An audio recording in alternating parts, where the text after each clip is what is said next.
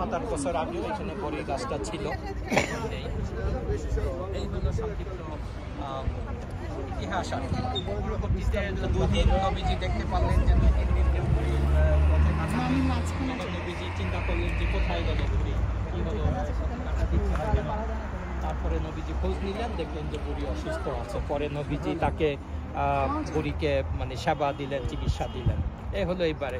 ইসলাম ধর্ম গ্রহণ করেছিলেন এইটা ঠিক জানা যায় না, এটা আমার ঠিক জানা নাই, হয়তো হয়েছিল বা হয় নাই। হ্যাঁ, এটা আমি ঠিক আমার জানা নেই। যখন রাসূলুল্লাহ ইসলাম নিতেন পাথরের পাশে খেলাম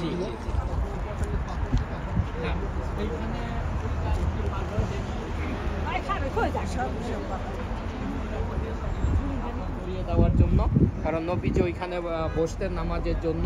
পরে অলৌকিকভাবে ওই পাথরটি থেকে যায়।